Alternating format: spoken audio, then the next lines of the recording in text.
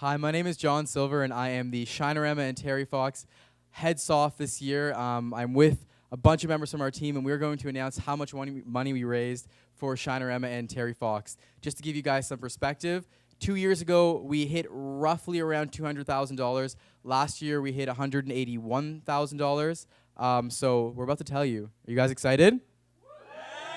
Let's get a drum roll. This year, we raised a total of $218,000, $728.02. So let's give a big round of applause to the whole team.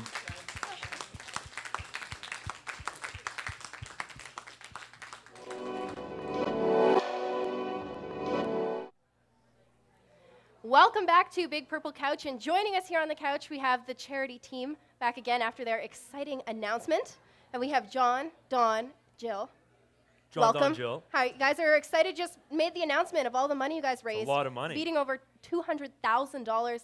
How do you feel about that number? We feel pretty good. In the past, 2 weeks, every single day it's gone up a little bit. So we've been so excited the whole time to actually finally release it. And the fact that it's way higher than it's ever been is just extremely exciting for us. That's very exciting. I gotta ask, how do you decide $218,000? How do you decide how much goes to Terry Fox Foundation and how much goes to cystic fibrosis research? For most of our campaigns, so for our two main days, for Shinerama Day and Terry Fox, the money raised on each of those event days, those go specifically to those foundations. But during the week, we have barbecues, awareness day, so much stuff goes on. That money we split 50-50. All right, and now finally getting over $200,000. What's the secret? How'd you guys do it? How'd you get from $180,000 to now over $200,000? It's kind of funny because we didn't make any more money on our big days, and usually the final fundraising total is dependent on the 2 days that we have, the Shinerama Day and the Terry Fox Day. I think this year our team did such a good job at emphasizing the engagement within the program, within the weeks, within just getting out there and supporting the causes, and we pushed the awareness, we pushed the excitement about the two causes, and we had an overwhelming response from all the different teams on campus. Every single team that was on campus, faculties, residents, affiliate, OC, USC, they made so much more money than they've ever made before. So we didn't raise more on the big days, but we raised more every other opportunity we had. The little days that count. Exactly, it all adds up in the end.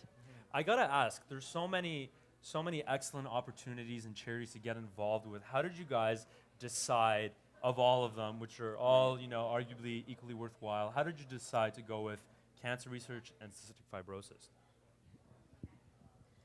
It's been the tradition for the past number of years within the orientation program to support these two, and they used to be two separate campaigns.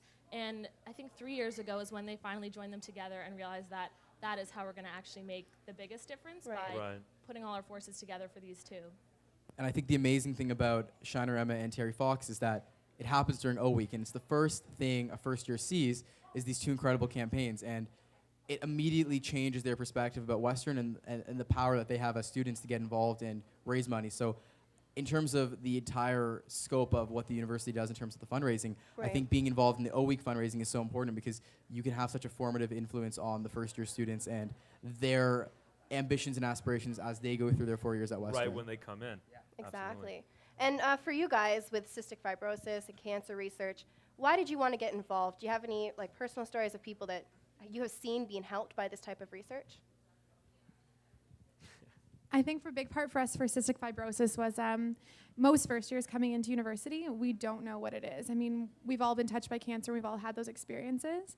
So coming in and learning about cystic fibrosis, a couple years ago, we met a young girl going into high school who has CF right now, and just their passion for life and their ability to not let the disease affect them in their day-to-day life. I think that inspired all of us, and it's the conversation that we had with our team, closing ceremonies, the speaking of students living in residence in first year with CF and their peers not even knowing. So I think that was a big disease that sort of opened our eyes to it.